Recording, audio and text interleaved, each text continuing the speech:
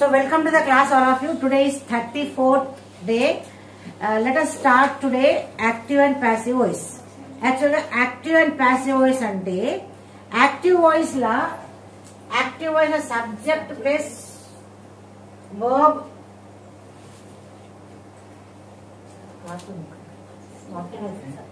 subject plus verb plus object ఉంటుంది active voice లో subject plus verb plus object. Subject పని చేస్తుంది, ఫలితాన్ని ఇది పొందుతుంది. యాక్టివ్ వాయిస్ లో సబ్జెక్ట్ ఇస్ డూవర్. ఇక్కడ ఇది రిసీవర్, దీన్ని రిసీవర్ ఫలితాన్ని పొందుతుంది అన్నట్టు. అవునా? ఇక్కడ ఇది సబ్జెక్ట్ అంటే పని చేసేది డూవర్, ఇది వర్బ్, ఈ ఆబ్జెక్ట్ అంటే ఫలితాన్ని పొందేది యాక్టివ్ వాయిస్ లో. అయితే ఇక్కడ మీరు తెలుసుకునేది ఏంటంటే యాక్టివ్ వాయిస్ పాసివ్ వాయిస్ చాలా ఈజీ, కాకపోతే రూల్స్ తెలుసుకోవాలి మనం అంతే. ఎలా అంటే ఈ యాక్టివ్ వాయిస్ లో ఉన్నది పాసివ్ వాయిస్ లోకి వచ్చేసరికి ఏమైందంటే ఈ ఆబ్జెక్ట్ పోయి సబ్జెక్ట్ అయితే ఎట్లా అంటే, for example she teachers English ఉంది కదా, ఇది active voice. She teachers English, ఇక్కడ ఇది సబ్జెక్ట్, ఇది వర్బ్, ఇది ఆబ్జెక్ట్, ఇది V1 ఇక్కడ. అయితే యాక్టివ్ అండ్ పాసివ్ వాయిస్ అంటే ఏ టెన్సెస్ లో ఉన్న, ఇప్పుడు ఇది V1 ఉంది, V1 ఉన్నా, V2 ఉన్నా, V3 ఉన్నా, V1 ఇంగ్ ఫామ్ ఉన్నా, V2 ఇంగ్ ఫామ్ అంటే ప్రెసెంట్ కంటిన్యూషన్ ఉన్నా, పాస్ట్ కంటిన్యూషన్ ఉన్నా, పాసివ్ వాయిస్ లో మాత్రం సబ్జెక్ట్ అనేది V3 అవుతుంది. కాకపోతే ప్రెసెంట్ టెన్స్ లో ఉంటే పాసివ్ వాయిస్ లో ప్రెసెంట్ బి ఫార్మ్స్ అవుతాయి. పాస్ట్ టెన్స్ లో ఉంటే యాక్టివ్ వాయిస్ పాస్ట్ టెన్స్ లో ఉంటే పాసివ్ వాయిస్ లో పాస్ట్ బి ఫార్మ్స్ తీసుకోవాలి. టెన్సెస్ ప్రకారంగా అక్కడ ఫార్ములా చేంజ్ అవుతుంది అన్నమాట. ఓకేనా? ఎలా అంటే ఇప్పుడు ఇది షీ టీచర్స్ ఇంగ్లీష్ ఉంది, ఇప్పుడు ఈ యాక్టివ్ వాయిస్ లోని ఆబ్జెక్ట్ మనకి ఇప్పుడు పాసివ్ వాయిస్ లో సబ్జెక్ట్ అయింది.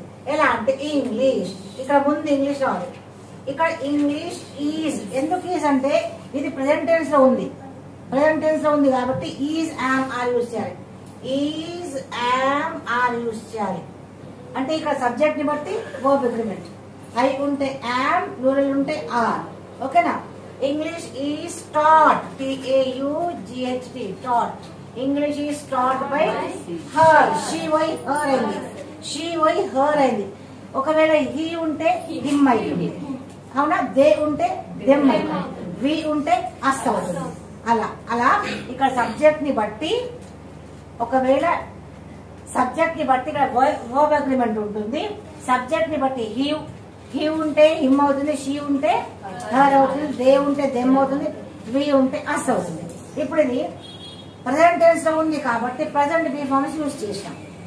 ఒకవేళ అది యాక్టివ్ వాయిస్ కంటిన్యూస్ లో ఉంటే షీ ఈజ్ టీచింగ్ ఇంగ్లీష్ ఉంటుంది. అవునా?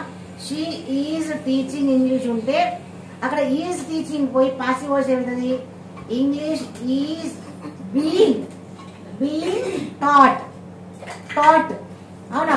ఏ అంటే ఇక్కడ యాక్టివ్ వాయిస్ లో మీకు ప్రెసెంట్ టెన్స్ లో ఉన్నా, ప్రెసెంట్ కంటిన్యూషన్ లో ఉన్నా, ప్రెసెంట్ పర్ఫెక్ట్ లో ఉన్నా, పాస్ట్ టెన్స్ లో ఉన్నా, పాస్ట్ కంటిన్యూషన్ లో ఉన్నా, పాస్ట్ పర్ఫెక్ట్ లో ఉన్నా, ఫ్యూచర్ టెన్స్ లో ఉన్నా, సింపుల్ ఫ్యూచర్ లో ఉన్నా, ఫ్యూచర్ పర్ఫెక్ట్, సింపుల్ ఫ్యూచర్ ఉంటుంది, ఫ్యూచర్ కంటిన్యూషన్ ఉండదు. యాక్టివ్ వాయిస్ పాసివ్ లో సింపుల్ ఫ్యూచర్ ఉంటుంది, ఫ్యూచర్ పర్ఫెక్ట్ ఉంటుంది. ఏది ఉన్నా యాక్టివ్ వాయిస్ లో, పాసివ్ వాయిస్ లో V3 మాత్రమే వస్తుంది. నేను ఇప్పుడు ఎగ్జాంపుల్స్ ఇస్తాను, చూసుకోండి.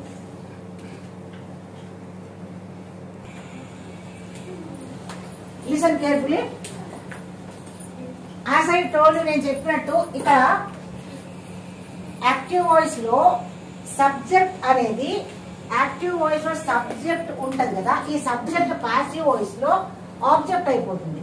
ఇది ఇక్కడ ఆబ్జెక్ట్ అయింది, ఇక్కడ ఆబ్జెక్ట్ ఏమో, ఇది ఇక్కడ ఆబ్జెక్ట్, ఈ ఆబ్జెక్ట్ ఏమో ఇక్కడ సబ్జెక్ట్ అయింది. అయితే ఇక్కడ ఆబ్జెక్ట్ అక్కడ సబ్జెక్ట్ అయింది అంటే ఈ ఆబ్జెక్ట్ ని అక్కడ ఆబ్జెక్ట్ అని రాయొద్దు. ఇది ఆబ్జెక్ట్ సబ్జెక్ట్ ప్లేస్ లో పోయింది కాబట్టి ఇది సబ్జెక్టే. ఈ ఆబ్జెక్ట్, ఈ యాక్టివ్ వాయిస్ లో ఉన్న ఆబ్జెక్ట్ ఇక్కడ సబ్జెక్ట్ అయింది అంటే ఇక్కడ ఆబ్జెక్ట్ అనుకోకుండా ఇది సబ్జెక్ట్ ప్లేస్ లో ఉంది కాబట్టి ఇది సబ్జెక్ట్. ఎందుకు సబ్జెక్ట్ అంటే ఎప్పుడైనా గుర్తుంచుకోండి, ఈ వర్బ్ కి ముందు ఏ వర్బ్ అయినా సరే, వర్బ్ కి ముందు whether it maybe V1, V2, V3 helping verbs is, am, are, was, will, ఏ వర్బ్ కి ముందు ఉన్నటువంటి సబ్జెక్ట్ ఏదైనా, ఏ వర్బ్ కి ముందు ఏదైనా సబ్జెక్ట్ అంటాం. ఏదైనా వర్బ్ కి ముందున్న వర్డ్ అది నౌనే ఉంటుంది. ఎట్లయినా నౌన్ అన్న ప్రొనౌన్ ఉంటుంది. వర్బ్ కి ముందు ఎప్పుడైనా నౌన్ అన్న ప్రొనౌనే ఉంటుంది. ఏదన్నా ఒకటే ఉంటుంది, వేరేది ఏది ఉండదు. నౌన్ సబ్జెక్ట్ ఎప్పుడు నౌన్ కానీ ప్రొనౌన్ అంతే, వేరేది ఏది సబ్జెక్ట్ గా పనిచేయదు. నౌన్ అయినా ప్రొనౌన్ అయినా ఏదైనా ఈ నౌన్ అయినా ప్రొనౌన్ అయినా మాత్రమే సబ్జెక్ట్ గా పనిచేస్తుంది, వేరేది ఏది కూడా పనిచేయదు. ఆబ్జెక్ట్ ప్లేస్ లో కూడా సబ్జెక్ట్ కానీ ఆబ్జెక్ట్ ప్లేస్ లో కూడా నౌన్ కానీ ప్రొనౌన్ కానీ ఉంటుంది, ఏదైనా సరే. అయితే సబ్జెక్ట్ తర్వాత వర్బ్ కి ముందు సబ్జెక్ట్, వర్బ్ తర్వాత ఆబ్జెక్ట్. ఎప్పుడైనా గుర్తుంచుకోండి, వర్బ్ కి ముందు ఏదున్నా అది సబ్జెక్ట్, వర్బ్ తర్వాత ఏదున్నా అది ఆబ్జెక్ట్. ఇంకొకటి ఇంగ్లీష్ లో సబ్జెక్ట్ అండ్ ప్రిడికేట్ అంటాం.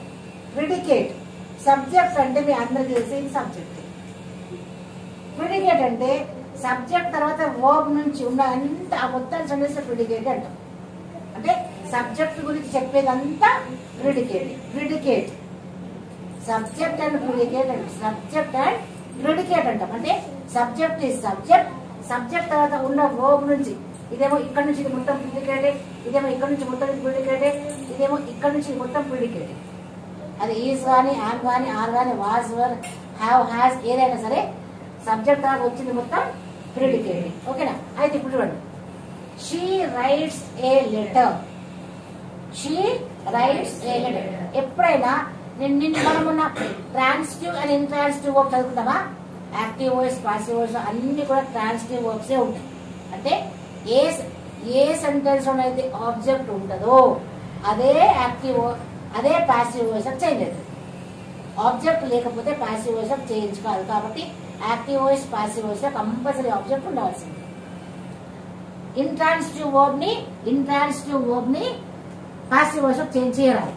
కాబట్టి అన్ని ట్రాన్సిటివ్ వర్బ్స్ ని యాక్టివ్ వాయిస్ నుంచి పాసివ్ వాయిస్ లో మనం చేయగలుగుతాం. అంటే యాక్టివ్ వాయిస్ అన్ని కూడా ట్రాన్సిటివ్ వర్బ్సే ఉంటాయి. అయితే ఇప్పుడు ఇక్కడ ఇది సబ్జెక్ట్ ఉంది. ఈ సబ్జెక్ట్ ఏమైంది? అక్కడ ఆబ్జెక్ట్ అయింది. ఇది సబ్జెక్ట్, ఇది వర్బ్, ఇది ఆబ్జెక్ట్. ఇది ప్రెజెంట్ టెన్స్ లో ఉంది. ఇది షీ రైట్స్ ఏ లెటర్ అంటే ప్రెజెంట్ టెన్స్. ఓకేనా? Present tense. This is habitual action. She writes a letter. అయితే ఇక్కడ ప్రెజెంట్ టెన్స్ ఉంది కాబట్టి ప్రెజెంట్ బీ ఫార్మ్స్ యూజ్ చేసినాం.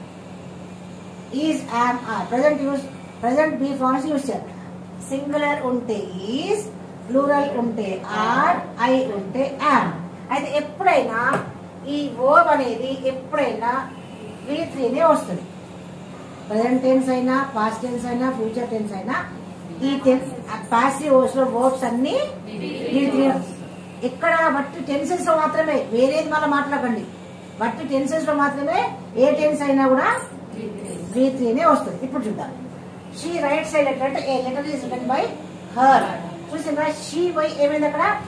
హర్ అయింది. మళ్ళీ చూడండి, Balu sings songs. Balu sings songs అనేది ప్లూరల్. ఇక్కడ సాంగ్స్ అనేది ప్లూరల్ కాబట్టి ఇక్కడ ఏమైంది? Songs are. ఇది ప్లూరల్ కాబట్టి ఈ సాంగ్స్ ఏమైంది? ప్లూరల్ బీ ఫామ్ తీసుకుంది. ఒకవేళ ఇక్కడ సాంగ్ ఉంటే సాంగ్ ఈజే ఉంటుంది. Song is Sung by Balu, song is sung by him. ఒకవేళ ఇక్కడ హీ ఉంటే హిమ్ వస్తుంది. ఇక్కడ ఇది ప్లూరల్ కాబట్టి songs are sung by Balu. Okay, ఈ బై అనేది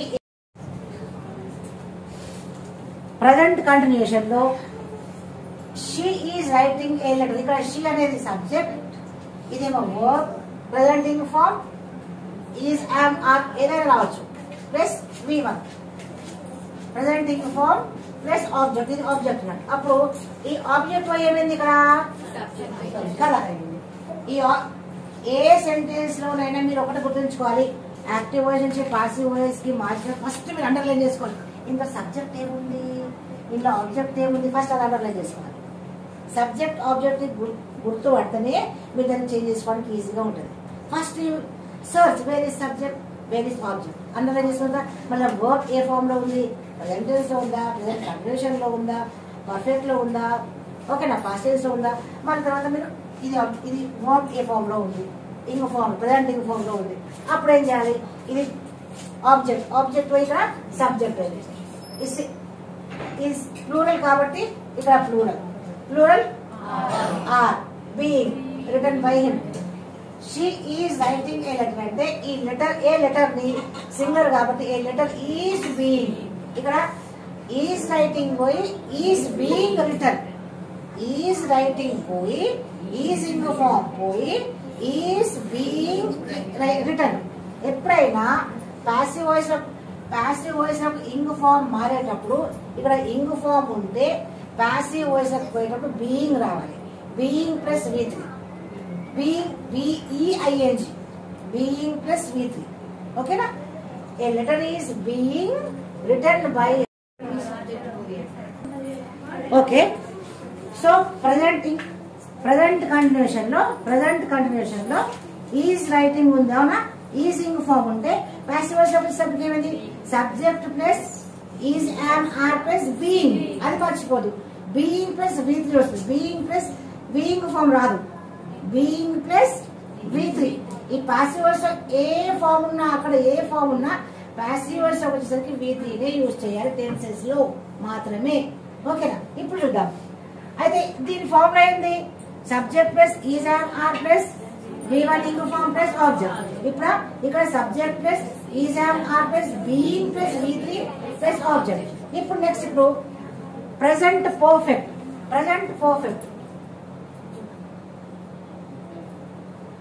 పర్ఫెక్ట్ లో she has return a letter. She అనేది ఇక్కడ సబ్జెక్ట్, హ్యాస్ రిటర్న్ అనేది ఇది V3, ఇదేమో హెల్పింగ్ వర్బ్, ఇదేమో ఆబ్జెక్ట్. పర్ఫెక్ట్ లోని ఆబ్జెక్ట్ ఇది హ్యాస్ రావచ్చు, హ్యావ్ రావచ్చు. ఇక్కడ సింగులర్ ఉంటే హ్యాస్, ప్లూరల్ ఉంటే హ్యావ్. నాకు తెలుసు కదా, థర్డ్ పర్సన్ సింగులర్ అన్ని హ్యాస్ తీసుకుంటుంది, ప్లూరల్ థర్డ్ పర్సన్ సింగులర్ అన్ని హ్యాస్ తీసుకుంటుంది. ఒకవేళ ప్లూరల్ ఉంటే హ్యావ్, ఐకి కూడా హ్యావే, యూకి కూడా హ్యావే. So she has written a letter has been written by her. Has written ఉంటే ప్యాసివ్ వాయిస్ లో హ్యాస్ బీన్ వస్తుంది. ఇక్కడ హ్యాస్ ప్లస్ V3 ఉంటే అక్కడ ప్యాసివ్ వాయిస్ వెళ్ళేసరికి has plus been plus V3. అందుకే పాస్ట్ ప్రెజెంట్ పర్ఫెక్టే ఉంది కానీ ప్రెజెంట్ పర్ఫెక్ట్ కంటిన్యూషన్ ఉండదు.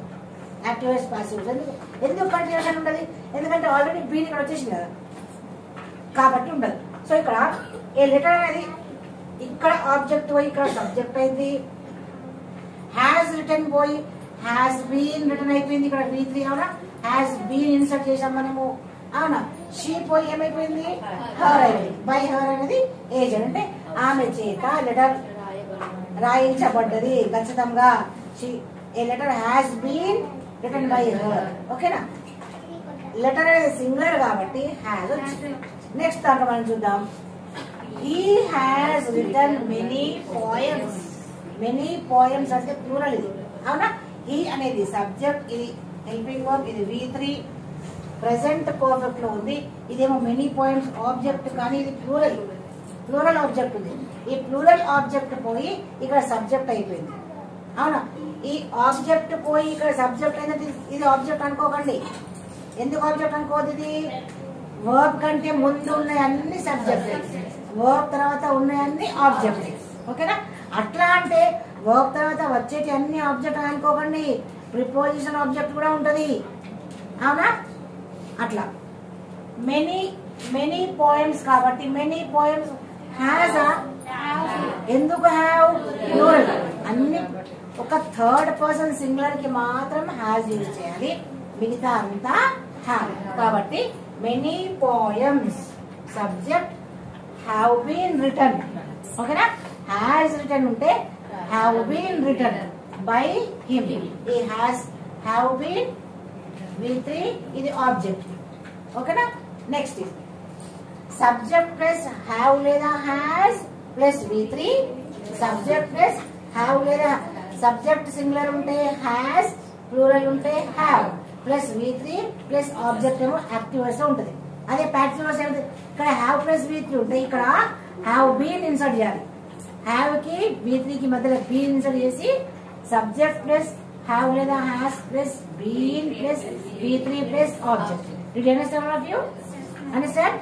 అంటే ప్రెసెంట్ టెన్స్ లో ఉంటే ప్రెసెంట్ బి ఫార్మ్స్, కంటిన్యూషన్ లో ఉంటే బీయింగ్ V3, కంటిన్యూషన్ లో ఉంటే బీయింగ్ ప్లస్ V3, పర్ఫెక్ట్ లో ఉంటే హ్యాస్ V3 ఉంటే హ్యాస్ హ్యావ్ V3 ఉంటే has have plus being plus V3. ఈ ఫార్ములా అనేది మీరు స్ట్రక్చర్ అనేది మీరు చక్కగా గుర్తుంచుకుంటే ఎక్కడ మిస్టేక్ చేయాలి. ఫస్ట్ ఇంకేంటంటే ఎప్పుడైనా యాక్టివ్ వాయిస్ నుంచి పాసివ్ వాయిస్ చేంజ్ చేయాలంటే ఫస్ట్ మీరు అండర్లైన్ చేసుకోండి. సబ్జెక్ట్ ఏంటి ఇక్కడ, ఆబ్జెక్ట్ ఏంటి ఇక్కడ, వర్బ్ ఏంటి ఇక్కడ, ఈ వర్బ్ ఏ టెన్స్ లో ఉంది, అది ఆ మూడు గుర్తుంచుకోవాలి. ఇవన్నీ చాలా సింపుల్ గా ఉన్నాయి, కానీ హార్డ్ సెంటెన్స్ కూడా ఉంటాయి. హార్డ్ సెంటెన్స్ లో కూడా మనం సబ్జెక్ట్ ని ఆబ్జెక్ట్ పైనే కాన్సన్ట్రేట్ చేయాలి. మిగతా సెంటెన్స్ అంతా రిమైనింగ్ సెంటెన్స్ గురించి ఆలోచించదు. అది కాపీ.